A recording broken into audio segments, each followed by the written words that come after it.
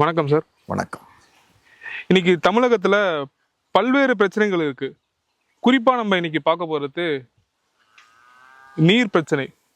இங்க நதிநீர்கள்ல பிரச்சனை இருக்கு. ஒரு பக்கம் தண்ணி வரல, இன்னொரு பக்கம் வரக்கூடிய தண்ணி நொரநொரியா இருக்கு, கெமிக்கல் கலந்து வருது.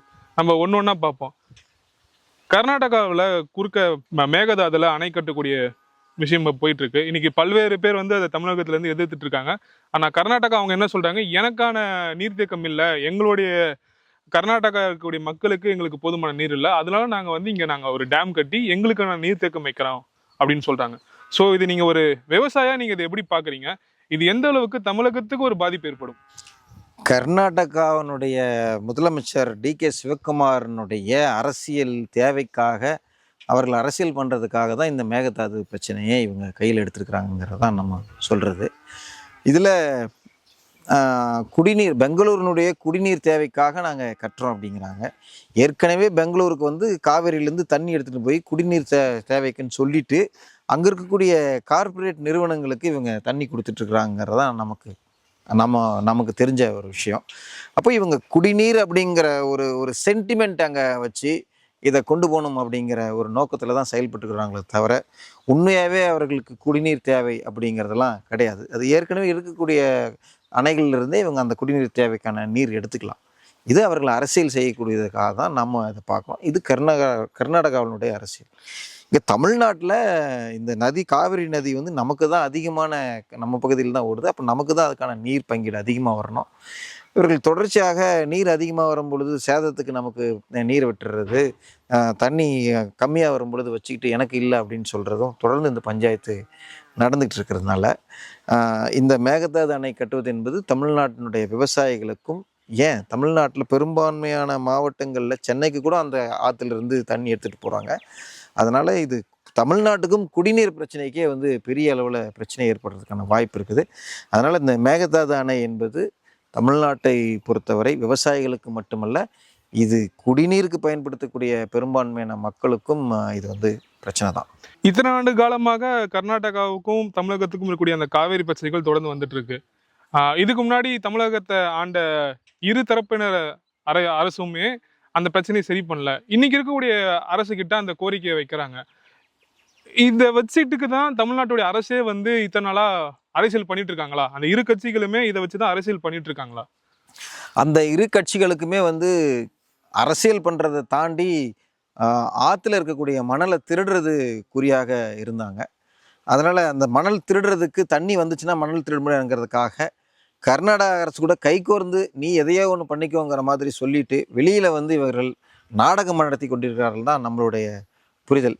அதனால் இப்போ வந்திருக்கக்கூடிய அரசு அந்த மாதிரியான நாடகங்களுக்கெல்லாம் இடம் கொடுக்காமல் மக்களினுடைய தேவைகளை பூர்த்தி செய்வதற்கு உறுதியாக பேசி இந்த மேகதாது அணை கட்டக்கூடாது. இங்கே நீர், நமக்கான பங்கீட்டுக்கான நீர் வந்து சேரணும். ஏற்கனவே ஒரு நடுவர் மன்றம் ஒன்று வந்து அமைச்சிருக்கிறாங்க. அந்த நடுவர் மன்றத்தின்படி வந்து நமக்கு இந்த நீர் வந்து பங்கிட்டு கொடுக்கறதுக்கான முயற்சிகளை எடுக்கணும். அவர்கள் மீது திருப்தி இல்லை அப்படின்னா அதுக்கு என்ன மாற்ற வேண்டும் அப்படிங்கிறதான் யோசித்து செயல்படணும் அப்படிங்கிறது தான் நம்மளுடைய கோரிக்கை. இந்த கர்நாடகாவில் டேம் கட்டக்கூடிய விஷயத்துல சென்ட்ரல் கவர்மெண்ட் வந்து பின்னாடி இருந்து செயல்படுது. கர்நாடக அரசை வந்து வலியுறுத்தி இந்த டேமை கட்ட சொல்றதே சென்ட்ரல் கவர்மெண்ட்டான்ற ஒரு பேச்சு இருக்கு. ஒன்றும் வந்து பல பேருக்கு எங்க கேள்வி எழும்புதுன்னா, இப்போ இருக்க இருக்கக்கூடிய சென்ட்ரல் கவர்மெண்ட் ஒரு பக்கம் பேக்ல இருந்து ஒர்க் பண்ணிட்டு இருக்காங்க. திரு ராகுல் காந்தி அவர்களும் இதுக்கு வந்து எந்த கேள்வியுமே கேட்கல. ராகுல் காந்தி அவருமே எந்த கேள்வியுமே இந்த டேமை கட்டுறதுக்கான ஒரு கேள்வியே கேட்கலன்றதுக்கும் பெரிய ஒரு பேச்சு பொருளை போயிட்டு இருக்கு. ஸோ நீங்க வந்து அதை எப்படி பாக்குறீங்க? இல்லை, இந்த தேசிய கட்சிகளோட பிரச்சனையே இதுதான். தனக்கு எந்த இடத்துல அரசியல் செல்வாக்கு இருக்குது, எங்கே நமக்கு தேவையோ அங்கே தான் அவங்க அதுக்காக குரல் கொடுப்பாங்க. ராகுல் காந்தி இப்போ தமிழ்நாட்டினுடைய பிரச்சனையை பற்றி பேசலை அப்படின்னா, அவருக்கு வந்து கர்நாடகாவிலையும் காங்கிரஸ் ஆண்டுகிட்டு இருக்கிறதுனால அந்த மக்கள்கிட்ட நல்ல பேர் எடுக்கணும். இங்கே வந்து அந்த அளவுக்கான ஓட் பேங்க் இல்லாததுனால அவர்கள் தமிழ்நாட்டுக்கு சாதகமாக பேசாமல் இருக்காங்களோ அப்படிங்கிற ஒரு கேள்வி தான் எழுது. ஆனால் ஒரு கட்சியினுடைய தலைவராக இருக்கிறவங்க வந்து நிச்சயமாக இது நம்ம மக்களுக்கு பாதிக்குதுங்கிறது குரல் எழுப்பியிருக்கணும். அது குரல் எழுப்பாமல் இருக்கிறது அவருடைய தவறு தான் நம்ம தமிழக மக்களை பொறுத்த வரைக்கும். கர்நாடகாவில் கட்டக்கூடிய மேகதாது அணையை பற்றி அதிகமாக கேள்வி எழுப்புறதும், மக்கள்கிட்ட போய் அதுக்கான ஒரு விஷயத்த தெளிவாக மக்கள்கிட்ட கொண்டு போய் சேர்க்கறதுலையும் திரு அன்புமணி ராமதாஸ் ஐயா மட்டும்தான் அதை பண்ணிட்டு இருக்காரு. வேற யாருமே பண்ணல, பெரும் கட்சி தலைவர்கள் யாரும் பண்ணல. அதை பத்தியான ஒரு மக்களுக்கான ஒரு விழிப்புணர்வு கூட யாருமே கொடுக்கல. ஸோ இது நீங்க எப்படி பாக்குறீங்க? இங்க இருக்கக்கூடிய தமிழ்நாட்டில் இருக்கக்கூடிய விவசாய சங்கங்கள் வந்து இந்த பிரச்சனையை எடுத்து போராடிட்டு இருக்குது. அன்புமணி அவர்கள் வந்து இந்த விவசாய சங்கங்களை ஒருங்கிணைச்சு பேசிட்டு இருக்கிறாரு. மீதி இருக்க கட்சிகளும் பேசியிருக்கணும். ஆனால் மீதி இருக்கிற கட்சிகளுக்கெல்லாம் தாவேக அரசை எப்படி குறை சொல்லணும், அவர்களுடைய வெற்றி பற்றி பேசணும், எப்படி அந்த அரசை கவிர்க்கணும் அப்படிங்கிற அந்த நோக்கத்தில் வேலை செஞ்சுட்டு இருக்கிறதுனால இவர்கள் யாரும் மக்களினுடைய அடிப்படை பிரச்சனைகளை பற்றி பேசலை அப்படிங்கிறது தான் அன்புமணி அவர்கள் முன்னெடுப்பு எடுத்திருக்கிறத நிச்சயமாக நாம் இதை வரவேற்கிறோம். ஒரு பக்கம் காவிரியில அணை கட்டுறாங்க, அந்த பக்கம் தண்ணி திறந்து விட மாட்டேன்னு சொல்றாங்க. இன்னொரு பக்கம் தென்பெண்ணையில கழிவுநீர்கள் கலந்து, குறிப்பா சொல்லணும்னா கிளவரிப்பள்ளி டேம்ல அங்க வந்து பாத்தீங்கன்னா அந்த நுரை அதிகமா வருதுன்னு சொல்லிட்டு அங்க உள்ளூர்ல இருக்கக்கூடிய யங்ஸ்டர்ஸ் நிறைய பேர் இன்டர்நெட்ல அவங்க வந்து இப்ப அங்க இருக்க நடக்கக்கூடிய விஷயங்களை சொல்லிட்டு இருக்காங்க. ஸோ அங்க என்ன சார் உண்மையில நடந்துட்டு இருக்கு? கிழவரப்பள்ளி டேம் வந்து ஒசூருக்கான குடிநீர் ஆதாரமாகவும் இருக்குது. அதுதான் அந்த கர்நாடகாலேருந்து வரக்கூடிய அந்த தென்பெண்ணை ஆற்றினுடைய அதுதான் அதுக்கு முன்னாடியே வந்து வரத்தூர், அந்த பெங்களூரில் வரத்தூர் அப்படிங்கிற ஒரு ஏரி இருக்கும். அந்த ஏரியிலிருந்து தான் அந்த தண்ணி வரும். இந்த நுரையெல்லாம் வர்றதுக்கு முக்கிய காரணம் தொழிற்சாலைகளுடைய கழிவுகள். இந்த தொழிற்சாலைகள கழிவுகளை வந்து சுத்திகரிப்பு செய்யாமல் விடுறதும், பெங்களூரினுடைய கழிவு நீரையும் அந்த சீவேஜ் வாட்டர்னு சொல்லுவாங்க இல்லையா, அதுவும் சுத்திகரிப்பு பண்ணாமல் அந்த ஏரிகளில் விடுறது தான் வந்து நமக்கு கிழவரப்பள்ளி அணையில் வந்து மிகப்பெரிய அளவில், அதாவது சில நேரங்களில் அந்த வரத்தூர் போகும் பொழுது ஒரு 10 அடி 15 அடி உயரத்துக்கு நுரைகளாக சாலையில் இருக்கும். அந்த மாதிரிலாம் இருக்கும். இது அந்த பெங்களூரினுடைய தொழிற்சாலையினுடைய கழிவு தான் பெரும்பான்மையான கழிவு. இது கர்நாடகா அரசினுடைய மெத்தன போக்கு, தமிழ் மக்களை வந்து ஒரு மக்களாக மதிக்காத ஒரு இழிவான ஒரு நோக்கத்தோட அவர்கள் பார்க்கிறார்கள் அப்படிங்கிறது இதெல்லாம் ஒரு உதாரணம். நம்ம மாநிலத்திலிருந்து ஒரு நீர் போகக்கூடிய ஒரு ஆற்றில் இவ்வளோ வந்து நம்ம கலக்கிறோமே அப்படிங்கிற அளவும் அவர்களுக்கு அந்த ஒரு கில்ட்டி ஃபீல்னு சொல்லுவாங்களா, அவங்களுக்கு குற்ற உணர்ச்சியே இல்லாத ஒரு செயலாக தான் நம்மளால் பார்க்க முடியுது. ஏற்கனவே தமிழ்நாடு அரசு வந்து இந்த சம்பந்தமாக என்ஜிடிக்கு தேசிய பசுமை தீர்ப்பாயத்துக்கு கொண்டு போயிருந்தாங்க. அந்த பசுமை தீர்ப்பாயத்தில் அவங்க கண்டனங்கள் தெரிவித்ததோடு இல்லாமல் என்ன செய்ய போகிறீங்கன்னு சொல்லி அரசு கேட்கும் பொழுது நாங்கள் ஒரு சிவேஜ் ட்ரீட்மெண்ட் பிளான்ட்லாம் போடுறோன்னு சொல்லியிருந்துருக்குறாங்க. ஆனால் இது வரைக்கும் எத்தனை போட்டிருக்கிறாங்க என்னன்னு தெரியல. 2026க்குள்ளார அவங்க கிட்டத்தட்ட 10 சிவேஜ் ட்ரீட்மெண்ட் பிளான்ட்ஸ் போட்டிருக்கணும். ஆனால் அவங்க போட்டாங்களா இல்லையாங்கிற தகவலும் தெரியல. தொடர்ச்சியாக இந்த சீவேஜ் ட்ரீட்மெண்ட் பண்ணாமே இந்த தண்ணி விடுறதுனுடைய விளைவு இப்போ கிழவரப்பள்ளி டேம் வந்து ஒசூரில் இருக்குது. அதுக்கடுத்து கிருஷ்ணகிரியில் கேஆர்பி டேம் இருக்குது. இப்போ கிருஷ்ணகிரி டேமும் வந்து அந்த எப்படி கிழவரப்பள்ளியில் முதல்ல சில வருடங்களுக்கு முன்னாடிலாம் கிழவரப்பள்ளி டேமில் மட்டும்தான் இவ்வளோ சொல்லுவாங்க. அந்த நீர் அடுத்தது கிருஷ்ணகிரி ரிசர்வாயருக்கு வரும் பொழுது ஓரளவுக்கு நல்லா இருந்தது.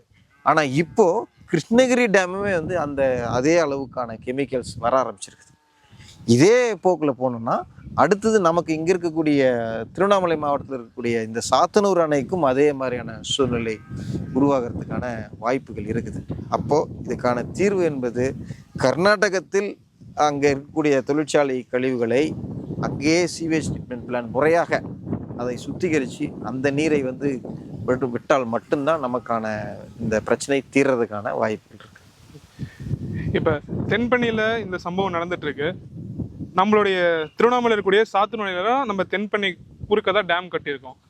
சாத்தூர் அணையில் இருக்கக்கூடிய தண்ணி தான் திருவண்ணாமலை இருக்க எல்லா மக்களுக்குமே நம்ம குடியோகத்துக்கு விநியோகம் பண்ணிட்டு இருக்கோம். இப்போ இந்த கெமிக்கல் வந்து சாத்தூர் வர வரைக்கும் சேம் அந்த கெமிக்கல் இருக்கக்கூடிய அந்த வீரியம்னு சொல்லுவாங்கள்ல, அது அப்படியே தான் இருக்குமா, இல்லை டைல்யூட் ஆகிட்டதுனால நம்ம அதை நார்மலாக எடுத்துட்டு நம்ம சாத்தனூர்ல இருந்து வரக்கூடிய தண்ணியை நம்ம குடிச்சிட்டு இருக்கோம்? நீர் வந்து ரொம்ப தூரம் வரும் பொழுது உங்களுக்கு 2 விஷயம் நடக்கும். ஒன்று, வெவ்வேறு கிளை நதிகளிலிருந்து வரக்கூடிய நீர் இதில் சேர்றதும், இது ரொம்ப தூரம் பயணித்து வரும் பொழுது கொஞ்சம் அதில் ஃபில்டர் ஆகிட்டு நமக்கு அதுக்கான தன்மை குறைஞ்சி வரும். ஆனால் முழுமையாகலாம் போயிடாது. அதில் இருக்கக்கூடிய அந்த கெமிக்கலினுடைய எஃபெக்ட் வந்து இருக்க தான் செய்யும். அதனால் இதுவும் வந்து நம்ம சுத்திகரித்து குடித்தாலும் இது நமக்கான பிரச்சனைகள் உருவாக்குறதுக்கான வாய்ப்புகள் இருக்குது. நான் சென்னையில் இருக்கேன், எனக்கு வந்து காவேரியில பிரச்சனைனா என்ன, தென்பண்ணையில பிரச்சனை என்ன, எனக்கு என்னை தேடி வந்து தண்ணி வருது, உணவு வருது, நான் ஐடியில் ஒர்க் பண்றேன், நான் நிம்மதியா இருக்கேன். ஸோ இதெல்லாம் எனக்கு வந்து என் லைஃப்ல எங்கேயுமே பாதிக்காதுல்ல. நான் ஏன் வந்து இதுக்கான ஒரு ஸ்டெப்லாம் எடுக்கணும்? சென்னையில் இருக்கிறவங்களும் காவேரி தண்ணியை குடிக்கிறீங்க, அதை முதல்ல புரிஞ்சுக்கோங்க. இன்னைக்கு தமிழ்நாட்டில் பெரும்பான்மையான மாவட்டங்களுக்கு காவிரியிலிருந்து தான் நீர் வந்து குடிநீருக்கான ஆதாயமாக இருக்குது. அதனால் நீங்கள் சென்னையில் இருந்தாலும் எங்கு வேலை செஞ்சாலும் இங்கே இருக்கக்கூடிய ஆறுகள் உங்களுக்கு பால்படும் பொழுது உங்களுக்கான நீர் ஆதாரம் குறைஞ்சிரும். சென்னைக்கான நீர் ஆதாரமும் குறையும். அதனால் எங்கே இருந்தாலும் இந்த ஆறுகளை பாதுகாக்க வேண்டியது நம்மளுடைய கடமையாக இருக்குது. இந்த காவிரி ஆற்றிலையும் ஒரு பிரச்சனை இருக்குது. நாம் பெங்களூர்ல இருந்து கழிவுகள் வர்றதை பற்றி பேசிகிட்டு இருக்கிறோம். இதே மாதிரி பிரச்சனை ஏன் நம்ம மாநிலத்திலே, நம்ம ஈரோடு பகுதியில், ஈரோடு பெருந்துறை பகுதிகளில் காவிரி ஆற்றிலையும் இந்த சாயப்பட்டறை கழிவுகளை அதிகமாக கலந்து காவிரி ஆற்றையும் வந்து நாசம் பண்ணிக்கிட்டு இருக்கிறோம். அதனால் எந்த ஆறு எப்படி போனால் என்ன, நான் சென்னையில் வசிக்கிறேன் அப்படின்லாம் இல்லாமல் சென்னையில் இருப்பவர்களும் இந்த ஆறுகளுக்காக இன்று குரல் கொடுக்க வேண்டிய கட்டாயத்தில் இருக்கிறீர்கள். ஆல்ரெடியே விவசாயிகளுக்கும் விவசாயத்திற்கும் நிறைய பிரச்சனை இருக்கு. இன்னைக்கு அதிகமாக இந்த காவேரி இஷ்யூ, தென்பண்ணை இஷ்யூ தாண்டி எல்லினோ இதை பற்றி அதிகமாக பேசிட்டு இருக்காங்க. எல்லினோனா என்ன? இப்போ அதுலேருந்து அட்வான்ஸாக சூப்பர் எல்லினோ அப்படின்னு சொல்கிறாங்க. சூப்பர் எல்லினோனா என்ன? இது விவசாயத்தையும் எப்படி பாதிக்குது? எல்னினோன்றது வந்து இது ஒரு காலநிலை மாற்றத்தினுடைய ஒரு ஒரு ஒரு பகுதின்னு தான் நம்ம அதை சொல்லணும். எல்னினோ வரும்பொழுது எப்படி இருந்தாலும் ஒரு 2 வருஷத்துக்கு 3 வருஷத்துக்கு ஒரு முறை இது வர்றதாக சொல்லுவாங்க. அது வரும் பொழுது இயற்கைக்கு மாறாக ஒரு 0.5% வரைக்கும் அந்த வெப்பம் வந்து அதிகரிக்கும் அப்படின்றத சொல்லுவாங்க. எல்னினோ வந்து பாதிப்பை ஏற்படுத்தும், ஆனால் பெரிய அளவில் இருக்காது. ஒருவேளை அந்த நேரத்தில் கொஞ்சம் வறட்சி வந்திருக்கலாம், இல்லை அதிகமான மழைப்பொழிவு நடந்திருக்கலாம், இந்த மாதிரி நடக்கும். ஆனால் இப்போ இருக்கிற சூப்பர் எல்னினோ வந்து மிக ஆபத்தான ஒன்று. ஏன்னா இது வந்து 2 டிகிரிக்கு மேலே வந்து இந்த வெப்பத்தை வந்து அதிகரிக்கும் அப்படின்றது சொல்கிறாங்க. இது ரொம்ப வருஷங்களுக்கு அப்புறம் தான் இந்த சூப்பர் எல்னினோ அப்படின்றதுலாம் வரும். 150 வருஷங்கிறத சொல்கிறாங்க. எனக்கு சரியான இது தெரியல, ஆனால் தோராயமாக 150 வருஷன்றது சொல்கிறாங்க. 1876 என்னோ இந்த மாதிரி நடந்ததாக சொல்கிறாங்க. ஆனால் நடுவில் நம்ம பார்த்துருப்போம், நிறைய தென்னை மரங்கள் காய்ஞ்சது, நிறைய மரங்கள் காய்ஞ்சது. 96 அதெல்லாம் பார்த்தோம். அந்த எல்னினோ எஃபெக்ட்லேயே வந்து சூப்பர் எல்னினோக்கும் இந்த எல்னினோக்கும் நடுவில் அடுத்தக்கான ஒரு எஃபெக்ட் அந்த மாதிரி நம்ம சொல்லலாம். இப்போ இந்த சூப்பர் எல்னினோ வந்து இந்த 2 டிகிரி அளவுக்குள்ளான அந்த வெப்பத்தை அதிகரிக்கிறதுக்கு மிக முக்கிய காரணமும் அந்த மத்திய பசிபிக் கடலில் வந்து நடக்கக்கூடிய அந்த வெப்பத்தினுடைய அதிகரிப்பு. பொதுவாகவே நம்ம வளர்ச்சிங்கிற பேரில் நாம் செய்யக்கூடிய அதிகப்படியான வெப்பமாதலுக்கு காரணம் தான் வந்து இதுக்கு முக்கிய காரணம். இது கடலையும் இப்போ பாதிக்குது. கடலினுடைய பரப்பில் வந்து இந்த வெப்பத்தை அதிகரிக்கிறதுனால அதனுடைய எஃபெக்ட் இப்போ வந்து நமக்கு இந்த தென்மேற்கு பருவமழை வந்து வர்றதுக்கான பாசிபிலிட்டிஸ் குறைவுன்னு சொல்கிறாங்க. அதுக்கான வாய்ப்புகள் குறைவு. இந்தியாவில் வந்து 13 மாநிலங்கள் ஏதோ வந்து பெரிய அளவில் இந்த சூப்பர் எல்னினோவில் பாதிக்க போகுது அப்படிங்கிறதையும் சொல்லியிருக்கிறாங்க. என்ன ஆகும்? அதிகப்படியான வெப்பமாக இருக்கும், மழைப்பொழிவு குறையும். இல்லை மழைப்பொழிவு இருந்தும் நம்ம செய்யக்கூடிய பயிர் இந்த வெயிலுக்கு தாங்காமல், அப்போ அந்த பயிர்கள்லாம் சேதமாகிறதுக்கான விளைச்சல் குறையும். அந்த மாதிரியான சூழ்நிலை உருவாகிறதுக்கு வாய்ப்பு இருக்குது. இது விவசாயிகளுக்கான பிரச்சனை. அது மட்டும் இல்லை, விவசாய நிலத்தில் வேலை செய்கிறவங்களும் வந்து வெயில் நேரங்களில் வேலை செய்கிறாங்க. அப்போ அந்த வெயில் நேரங்களில் வேலை செய்கிறதுக்கும் வந்து பெரிய அளவில் பாதிப்பு ஏற்படும். நகர்ப்புறங்களில் சிலர் இருக்கிறவங்கள வந்து நீங்கள் இந்த குறிப்பிட்ட நேரத்துக்கு வராதீங்க வெளியிலன்னு சொல்ல முடியும். விவசாயிகள், மீனவர்கள், இந்த கட்டிட வேலையை செய்கிறவங்க, இவர்களுக்கெல்லாம் இந்த சூப்பர் எல்னினோவால் மிகப்பெரிய அளவில் பிரச்சனைகள் இருக்க தான் செய்யும். அதனால் இந்த எல்னினோவும் வந்து பெரிய அளவில் உணவு பற்றாக்குறை ஆகாது, உணவுனுடைய உற்பத்தி பெரிய அளவில் பாதிக்கிறதுக்கான வாய்ப்புகள் இருக்கு. இன்னைக்கு கர்நாடகாவில இருந்து தண்ணி அவங்க நமக்கு தேவைப்படுற நேரத்தில் தரமாட்டுக்கிறாங்க. நம்ம ஒரு கேள்வியை முன்வைக்கிறோம். ஆனால் அவங்க தண்ணி தரப்போ நம்ம அதை சேர்த்து வைக்க தவறிட்டோம்ன்ற ஒன்று இருக்குது தானே. காவிரி ஆகட்டும், தென்பெண்ணை ஆகட்டும், செய்யார் ஆகட்டும், புதுசா ஒரு டேம்ன்றதே ஒன்றும் தமிழகத்துல கட்டல. இப்போ கர்நாடகாவில் ஒரு டேம் கட்டணும்னு சொல்லி அந்த அரசாங்கம் முயற்சி பண்ணுது. தமிழகம் அரசாங்கம் இதுக்கு முன்னாடி ஆண்ட கட்சிகளாக இருக்கட்டும், இன்னைக்கு இருக்கக்கூடிய டிவிகேவுடைய கவர்மெண்டாக கூட இருக்கட்டும், ஒரு டேம் நாங்கள் கட்ட போறோன்ற ஒரு ப்ராஜெக்டை கூட ஏன் யாரும் முன்னெடுத்து வர்றது கிடையாது? நான் ஏற்கனவே சொன்ன மாதிரி தான், இதுக்கு முன்னாடி ஆண்டுட்டு இருந்த கட்சிகள் மணல் திருடுறதுக்கு வசதியாக எதுவுமே இங்கே பண்ணிடக்கூடாது அப்படின்னு நினச்சி செஞ்சுட்டு இருந்தாங்கிறதான் நம்ம பார்த்தது. நமக்கு டேம் பெருசாக கட்டணும்னு அவசியம் இல்லை. அங்கங்கே செக் டேம்னு சொல்லுவாங்க. ஒரு குறைந்த அளவான நீர், ஒரு டிஎம்சி நீர், அந்த மாதிரியான அளவுகளில் ஒரு 5 கிலோமீட்டருக்கு ஒன்று இல்லை ஒரு குறிப்பிட்ட அந்த தொலைவுகளில் வந்து அங்கங்கே அந்த மாதிரி கட்டினாலே வந்து நமக்கான நீர் தேவைகளை பூர்த்தி செய்யலாம். பெரிய அளவில் டேம் கட்டும் பொழுது அதுவும் வந்து நிறைய பிரச்சனைகளை உருவாக்கும் அப்படிங்கிற சில வெவ்வேறு சீனாலாம் நம்ம அதை கேள்விப்பட்டிருக்கிறோம். மிகப்பெரிய அளவில் டேம் கட்டியிருக்கிறாங்க, அது புவியியல் ரீதியாக பெரிய பாதிப்புகள் ஏற்படுத்தணும்லாம் சொல்கிறாங்க. அப்போது நீரை வந்து நாம் சின்ன சின்ன அளவில் பெரிய இதுவாக கட்டாமல் சின்ன சின்ன செக் டேம்ஸ் அப்படிங்கிற மாதிரி ஆற்றின் குறுக்கே கட்டி அந்தந்த பகுதிகளில் நீரை நிறுத்தும் பொழுதே நமக்கான நீர் தேவைகள் வந்து பூர்த்தி செஞ்சுக்க முடியும். அதனால் இப்போ இருக்கக்கூடிய அரசு, தாவேக அரசு, இந்த மாதிரியான முன்னெடுப்புகளை செய்யணும். அதாவது நாம் பெரிய டேம் கட்டணும் அப்படின்ற மாதிரி யோசிக்காமல் அந்த ஆற்றுகள் குறுக்கே எவ்வளோ பகுதிகளில் வந்து செக் டேம்ஸ் கட்டி பண்ண முடியும் அப்படிங்கிறத இந்த அரசு முன்னெடுக்கணுங்கிறத நான் கேட்டுக்கிறேன். இப்போ சமீபமாக வந்த ஒரு சின்ன ஒரு ரிப்போர்ட்டு, திருவண்ணாமலை டவுன் மதியில் அது என்ன பரவலாக பேசப்படுது. திருவண்ணாமலையுடைய நீர்மட்டம் அளவு வந்து இயல்பை விட ரொம்ப வந்து குறைஞ்சிருக்கு. கிட்டத்தட்ட ஒரு 6 அடி டக்குன்னு குறைஞ்சிருக்குன்னு சொல்லிட்டு ஒரு பேச்சு பொருள் போயிட்டு இருக்கு. இது வந்து திருவண்ணாமலைக்கு வந்து வருங்காலங்களில் ஒரு பிரச்சனையா இருக்குமா, இல்லை இது எப்படி நம்ம சரி செய்யணும்? திருவண்ணாமலையில் இந்த பிரச்சனை இருக்கிறதுக்கு நான் 2-3 காரணிகளை பார்க்குறேன். ஒன்று, திருவண்ணாமலை மாவட்டத்தில் இருந்த ஏரிகள் முழுக்க கனிம வளங்கள் திருட்டு. ஒவ்வொரு ஏரியும் 15 அடி 20 அடி ஆழத்துக்கு மண் திருட்டப்பட்டிருக்குது. நம்ம ஏற்கனவே இந்த திமுகவினுடைய இளைஞரணி மாநாட்டுக்கு வந்து மலப்பாம்பாடி ஏரியில் மண் திருடினதை பற்றி பேசியிருப்போம். இது ஒரு ஏரி நம்ம பேசியிருக்கிறோம். ஆனால் திருவண்ணாமலை மாவட்டத்தில் தான் அதிக அளவில் கனிம வளங்கள் ஏரியில் திருடப்பட்டதாக நமக்கு தகவல்.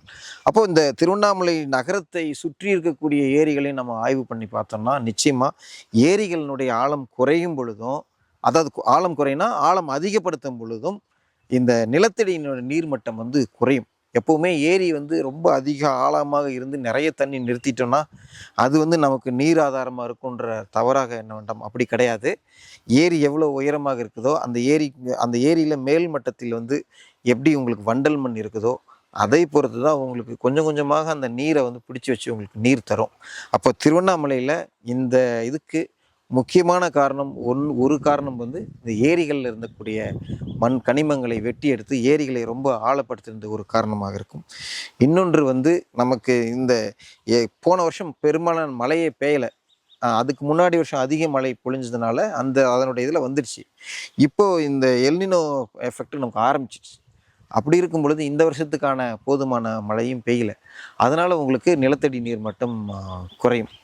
நாம் நீர் பற்றி பேசுகிறோம் அப்படின்னா நீர்நிலைகளை வந்து சரிப்படுத்தி, இன்றைக்கி பெரும்பான்மையான ஏரிகளுக்கு ஒரு ஏரியிலேருந்து இன்னொரு ஏரியை வந்து கனெக்ட் பண்ணக்கூடிய அந்த கெனால்ஸ்ன்னு சொல்லுவாங்க, நம்ம அந்த நீர்வழி பாதைகளை மக்கள் எல்லாமே ஆக்கிரமிப்பு செஞ்சுட்டு தண்ணி வர்றதுக்கான வாய்ப்புகள் இல்லாமல் இருக்குது.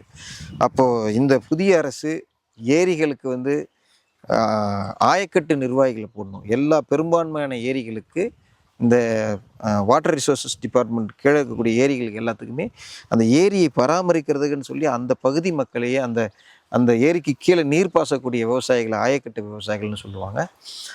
அந்த ஆயக்கட்டு விவசாயிகள் பொதுவாக இது வரைக்கும் எப்படி நடந்துட்டு இருக்குன்னு பார்த்தீங்கன்னா, அவர்களுக்கு ஒரு 5000 10,000 கொடுத்துட்டு கையெழுத்து போட சொல்லிவிட்டு அந்த ஏரிக்கு செலவுக்கு வரக்கூடிய பணங்களை யாரெல்லாம் அந்த உயர் பதவியில் இருக்காங்களோ அவங்களாம் எடுத்துக்கக்கூடிய சூழல் தான் வருது.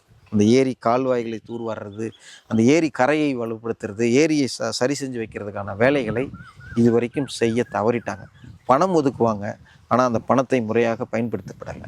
இப்போ தாவேக அரசு இந்த நீர்நிலைகளை சரி செய்து புதிய ஆயக்கட்டு நிர்வாகிகளை தேர்வு செஞ்சு நீர்நிலைகளை சரி பண்ணி நீர்வழி பாதைகளையும் சரி பண்ணிட்டாங்க அப்படின்னா ஒரு ஏரி நிறையும் பொழுது இன்னொரு ஏரிக்கு நீர் வர ஆரம்பிச்சிடும். அப்படி நீர் வந்து நின்று அதில் வண்டல் மண் வந்து படியணும். அது படிய ஆரம்பித்த மட்டும்தான் நமக்கான நீர் தேவைகள் வந்து பூர்த்தி அடையும். இல்லை அப்படின்னா இது பெரு அளவில் பாதிப்பு தான் ஏற்படும். சார் நீங்கள் சொல்கிற விஷயத்த நான் 100% நான் ஒத்துக்கிறேன். ஆனால் எனக்கு ஒரு சின்ன ஒரு டவுட் ஒன்று இருக்குது. நீங்கள் சொல்கிறது ஒரு நார்மலான ஒரு டவுனாக இருந்தால் ஓகே. இன்னைக்கு திருவண்ணாமலை வந்து பார்த்தீங்கன்னா பல்வேறு மாநிலங்கள்ல இருந்து ஆட்கள் வந்துட்டு போகக்கூடிய ஒரு நகரமாக மாறிட்டு இருக்கு. ஏன்னா திருவண்ணாமலையில் அன்னைக்கே வந்து நம்ம சமுத்திரம் ஏரி வந்து அவ்வளோ பெரிய ஏரி வெட்டி வச்சுருந்தோம். அன்னைக்கு இருந்த கொஞ்சமான மக்களுக்கு தேவையான நீருக்கே அவ்வளோ பெரிய ஏரியை நம்ம வெட்டி வச்சுருந்தோம். ஏன்னா இங்கே இருக்க நீரோட்டம் பொறுத்து அன்னைக்கு இருக்கவங்க வெட்டியிருக்காங்க அப்படின்றத நம்ம கேள்விப்பட்டோம். ஸோ இன்னுமே ஒன்றும் ஒரு புது ஏரி வேணுமா, இல்லை இருக்க ஏரியை தூர்வாரி பெருசாக்கணுமா? ஏன்னா திருவண்ணாமலையோடைய வெளி மாநிலத்திலிருந்து திருவண்ணாமலைக்கு வந்துட்டு போகக்கூடிய ஆட்கள் அதிகம். அவங்களுக்கு தேவையான நீரும் திருவண்ணாமலையில் இருந்தால் தான் இங்கே இருக்க மக்களும் சுலபமாக வாழ முடியும், வந்துட்டு போகிற மக்களும் சுலபமாக வாழ முடியும். ஸோ அதுக்கான ஒரு தீர்வு என்னவா இருக்கும்? இது தீர்வு என்பது மழைநீர் சேகரிப்பு தான் இதுக்கான தீர்வு. அதாவது நகரத்திற்குள்ளார பெய்யக்கூடிய மழையை அங்கே இருக்கக்கூடிய வீடுகளிலே ஏற்கனவே ஜெயலலிதா அவர்கள் இருக்கும் பொழுது இந்த மழைநீர் சேகரிப்பு திட்டம் பண்ணாங்க. இப்போ வந்து என்ன பண்ணலாம்னா அந்தந்த வீடுகள் வரக்கூடிய நீரை அங்கங்கே இருக்கக்கூடிய அந்த போரில் எல்லா வீட்லேயும் அங்கங்கே இருக்கக்கூடிய அவங்கவுங்க போர்லேயே வந்து அந்த தண்ணி நீரை வந்து மழை நீரை விட்டாங்க அப்படின்னாலே வெளியே வெள்ளப்பெருக்கு ஏற்படுவது குறையும். நகரங்களில் வெள்ளப்பெருக்கு ஏற்படுவது குறையும். அந்த போர் ரீசார்ஜ் ஆகும். அப்போது நீங்கள் 10 போர் போடுறீங்களா, 10 போர் இருக்கிறவங்க அவங்க 10 போரில் அவங்கவுங்க தண்ணி விட்டு போகிறாங்க. இன்னும் 20 பேர் போர் போடுறாங்களா, அந்த வீட்டினுடைய அந்த கட்டிடத்தினுடைய தண்ணியை அந்த போர்லேயே விடும் பொழுது உங்களுக்கு தானாக அந்த நீர் வந்து கிடைக்க ஆரம்பிச்சிடும். அதனால் இப்போது இந்த தண்ணீர் பிரச்சனையை போக்கணும் அப்படின்னா எல்லா வீட்லேயும் மழைநீர் சேகரிப்பை மீண்டும் பழையபடி செயல்படுத்தினால் மட்டுமே இதுக்கான தீர்வாக அமையும். இதுக்கு நீங்கள் புதிய ஏரி கட்டுறது அதெல்லாம் இந்த நேரத்தில் சாத்தியப்படுவது குறைவு. விவசாயிகள்கிட்ட போய் நிலம் கையகப்படுத்தணும், பல்வேறு பிரச்சனைகள் வந்துடும். ஏற்கனவே ஏரிகள் எல்லாம் ஆக்கிரமிப்பட்டிருக்குது. அந்த ஆக்கிரமிப்புகளை அகற்றுறதுலேயே மிகப்பெரிய சவால்கள் சந்திச்சுட்டு இருக்குது அரசு. அப்படி இருக்கும்போது புதிய ஏரிகள் அமைக்கிறதுக்கான வாய்ப்புகள் இல்லை. ஆனால் ஏற்கனவே பால்பட்டிருக்கிற ஏரிகள் எல்லாம் சரி செய்துவிட்டு நாம் வந்து அதோடு போதாமல் எப்போ மழை பெஞ்சாலும் நீங்கள் பார்த்தீங்கன்னா நகரங்களில் ஏன் திருவண்ணாமலையிலே பெரிய அளவில் வெள்ளப்பெருக்கலாம் வரும். காரணம் என்னென்னா எல்லா இடத்துலையும் நம்ம இப்போ கான்கிரீட்டாக போட்டுட்டோம். இப்போ இந்த கான்கிரீட் ரோடெலாம் கூட கான்கிரீட் போட்டுருக்காங்க. அதெல்லாம் தவறான ஒன்று. உலகத்தரம்னு பேசுகிறாங்க, அதெல்லாம் தவறு. கான்கிரீட் போட்டாலே உங்களுக்கு தண்ணி கீழே போகாது. ஆனால் தார் சாலையாக இருந்துச்சுன்னா அந்த தண்ணீரை இழுக்கும். ஒரு மணி நேரம் தார் சாலையில் தண்ணி நின்றுச்சுன்னா அந்த தண்ணி இழுத்துரும், கீழே போயிடும். ஆனால் கான்கிரீட்டில் போகாது. அப்போ நகரங்கள் முழுதும் கான்கிரீட்டாக போட்டு வச்சுட்டாங்க. அப்போ தண்ணி வீட்டிலேருந்து வரக்கூடிய தண்ணீர் போகிறதுக்கான இப்போ கட்டி வச்சிருக்கிற அந்த வடிநீர் இதெல்லாம் வந்து போதுமானதாக இருக்காது. அப்போ ஒவ்வொரு வீட்டில் உழுவக்கூடியது இது திருவண்ணாமலைக்கு மட்டும் இல்லை, ஒட்டுமொத்த நான் இந்தியா தமிழ்நாடு எல்லாத்துக்கும் சொல்லுவேன். அந்தந்த வீடுகளில் வரக்கூடிய நீர் அந்தந்த வீட்டில் போர் இருக்குது. போருக்குள்ளார தண்ணியை போக விட்டோம்னா போர் மூடிடும் அப்படின்லாம் யாரும் கனவு கண்ட வேண்டாம், யாரும் தவறாக நினச்சிக்க வேண்டாம். ஏற்கனவே இந்த மாதிரி தருமபுரி ஹொசூர்லலாம் போட்டிருக்கணும். அந்த வீட்டில் வரக்கூடிய தண்ணியை, மாடியில் வரக்கூடிய தண்ணியை நம்ம அந்த போர்லேயே விடும் பொழுது இந்த தண்ணி வந்து ஒரு கட்டத்தில், அதாவது மார்ச் ஏப்ரலில் வந்து வடிஞ்சிடும். இந்த மழை நீரை உள்ளார விடும் பொழுது இன்னும் ஒரு மாதத்துக்கு சேர்ந்து வந்தது. அதனால் இதெல்லாம் ஏற்கனவே முயற்சி பண்ணி போர்லாம் எதுவும் மூடாது, தண்ணி அதில் கொண்டு போய் விடும் பொழுது இந்த மாதிரி மழைநீர் சேகரிப்பை பண்ணோம் அப்படின்னா இது சென்னைக்கும் இது பண்ணோம்னா பெருளவில் நடக்கக்கூடிய வெள்ளப்பெருக்கு குறையும், நீர் தேவையும் நமக்கு பூர்த்தி அடையும். திருவண்ணாமலை டவுனில் வந்து இந்த தண்ணி குறையிறதுக்கான ஒரு பேச்சு ஒன்று போயிட்டுருக்கு. நிறைய ரெசிடென்சி அதிகமாகிடுச்சு. குறிப்பாக சொல்லணும்னா ஹோம் ஸ்டே அதிகமாகிடுச்சு. ஏன்னா ஹோம் ஸ்டேக்கு ஒரு வரவு முறை கிடையாது, எந்த ரூல்ஸ் அண்ட் ரெகுலேஷனும் ஃபாலோ பண்ணுறதில்ல. அவங்க ஓவராக வாட்டர் யூஸ் பண்ணுறதுனால வந்ததான பிரச்சனை தான் இது, பாதிப்பு தான் இது அப்படின்னு சொல்லி திருவண்ணாமலை டவுனுக்குள்ளே ஒரு பேச்சு போயிட்டுருக்கு. அது ஒரு காரணமாக இருக்குமா? நிச்சயமாக இருக்கும். ஏன்னா இத்தனை லட்சம் மக்கள் தான் இங்கே இருக்கிறாங்க அப்படிங்கிறத பொறுத்து தான் இங்கே எல்லாமே வடிவமைப்பு நடந்திருக்கும். இப்போ திடீர்னு அதிகப்படியான மக்கள் வராங்க, 2 லட்சம் பேர் இந்த இடத்துல இன்னைக்கு 10 லட்சம் பேர் வர்றாங்க அப்படின்னு சொல்லும் பொழுது அந்த பிரச்சனைகள் இருக்கும். இந்த பிரச்சனைகளுக்கு தீர்வு தான் வந்து நம்ம சொல்லக்கூடிய இந்த மழைநீர் சேகரிப்பு பண்ணோம் அப்படின்னா அதுக்கு ஓரளவுக்கான தீர்வுகளை கொண்டு வர முடியும். ஆனால் நீங்கள் சொல்லக்கூடிய வெளியிலிருந்து வரக்கூடிய மக்களினுடைய பயன்பாடுகளும் ரொம்ப அதிகமாக இருக்குது. வந்துட்டாங்க போயிட்டாங்கங்கிறத தாண்டி இங்கேயே வந்து தங்குறாங்க இருக்கிறாங்கன்னும் பொழுது அதனுடைய பிரச்சனைகள் இருக்கும். ஆனால் அதற்கான தீர்வு வந்து மழைநீர் சேகரிப்பில் கிடைக்க முடியும். ஆந்திரா முதலமைச்சர் வந்து இன்னைக்கு ஒன்று சொல்லியிருக்காரு, இந்தியாவில் இருக்கக்கூடிய எல்லா நதிகளுமே ஒன்றா இணைச்சிட்டாவே இந்தியாவுக்கான அந்த நீர்வளம் வந்து அதிகமாக இருக்கும், இந்தியாவுடைய எக்கனாமிக்கும் வந்து பொருளாதாரமும் ஒன்றும் ரைஸ் ஆகும்னு சொல்லிட்டு இன்னைக்கு ஒரு ஸ்டேட்மெண்ட் சொல்லியிருக்காரு. ஸோ இந்தியாவில் இருக்கக்கூடிய எல்லா நதிகளுமே ஒன்றா இணைக்கிறது பாசிபிளா? அப்படி இணைச்சோம்னா அதால் நடக்கக்கூடிய நன்மைகள் என்ன? நன்மைகளை தாண்டி தீமைகள் அதிகம். இந்த ஆறுகளை இணைக்கிறோம் அப்படிங்கிறதெல்லாம் வந்து ஒரு ஏதோ பெருமைக்கு பேசிக்கிறதுக்கான ஒரு செயல், இயற்கைக்கு புறம்பான ஒரு செயலாக தான் நம்ம பார்க்குறோம். ஆறுகள் அந்த ஆறு இந்த ஆறு இணைச்சிட்டோன்னா வடிஞ்சு போயிருக்கிற ஆறுக்கு வந்து அந்த ஆறுலேருந்து நீர் வந்துடும் அப்படிங்கிற மாதிரி சொல்கிறாங்க. ஆனால் அது இயற்கைக்கு புறம்பான செயல். ஒன்று பண்ணலாம், நம்ம நீரேற்று முறையில் வந்து எங்கே வெள்ளப்பெருக்கு அதிகரிக்குதோ அங்கேருந்து வெள்ளம் இல்லாத பகுதிகளுக்கு நீரேற்று பண்ணலாம். தமிழ்நாட்டில் மழை பெஞ்சுன்னா நீங்கள் வேறு மாநிலத்துக்கு கொண்டு போகலாம், இல்லை அந்த மாதிரியான முயற்சிகள் எடுக்கலாம். ஆனால் அதெல்லாம் பெரிய அளவில் மக்களினுடைய பணம், இடம் எல்லாமே சேதாரம் ஏற்படும். அதனால் இந்த நதிகளை இணைப்போம் அப்படிங்கிறத தாண்டி இருக்கக்கூடிய நதிகளையே எவ்வளோ நீங்கள் பொல்யூட் பண்ணி வச்சுருக்கிறீங்க, அதையெல்லாம் சரி செய்து ஆறுலேருந்து இருக்கக்கூடிய அதிகப்படியான மணல் எடுக்கிறதெல்லாம் நிறுத்தணும். அந்த மணல் எடுப்பதெல்லாம் நிறுத்தணும் அப்படின்னா அந்த மணல் நிறைய நீரை சேமித்து வச்சு நமக்கு தொடர்ந்து கொடுத்துட்ருக்கோம். அதனால் ஆறுகளை சீரழிப்பதை இவர்கள் நிறுத்தினாலே போதும். ஏன் மழைப்பொழிவு குறையுது அப்படிங்கிற ஒரு காரணம். எதுக்காக நீங்கள் ஆறுகளை சேர்க்குறீங்க? மழைப்பொழிவு வரல, சரியான நேரத்தில் மழைப்பொழிவு வரல, திடீர்னு இந்த சூப்பர் எல் நினோ வருது, இந்த மாதிரியான நிறைய காரணங்கள் இருக்குது. ஏன்னா நாம் பண்ணக்கூடிய இயற்கையை நாம் சீரழிச்சிக்கிட்டு இருக்கோம். மலையை கண்டா மலையை வெட்டிடுறோம், மலைகள் இருந்தால் நீர் வருது, அந்த மலைகள் வெட்டிடுறோம். டெவலப்மெண்ட் அப்படிங்கிற பேரில் இந்த மண்ணுக்கும் இதுக்கும் சம்பந்தம் இல்லாத தொழிற்சாலைகளை கொண்டு வந்து இங்கே கட்டிட்டு, இது தமிழ்நாட்டில் மட்டும் இல்லை, தொழில் வளர்ச்சின்னு சொல்லி எங்கெல்லாம் போயிருக்காங்களோ அந்த தொழில் வளர்ச்சிங்கிற பேரில் பெரும்பான்மையான இடங்களில் இந்த மாதிரி தண்ணி எக்கச்சக்கமான தண்ணியை வெளியே எடுக்கிறது, இந்த மாதிரியான இதனால தான் தண்ணி இல்லாமல் போகுது, குடிக்கிறது தண்ணி இல்லாமல் போகுது. இப்போ அதுக்கு என்ன பண்ணணும்? தேவையற்றது, நம்ம மக்களுக்கு தேவையான விஷயங்களை மட்டும் நம்ம பயன்படுத்துகிற மாதிரியான தொழிற்சாலைகளை வைக்கணும்.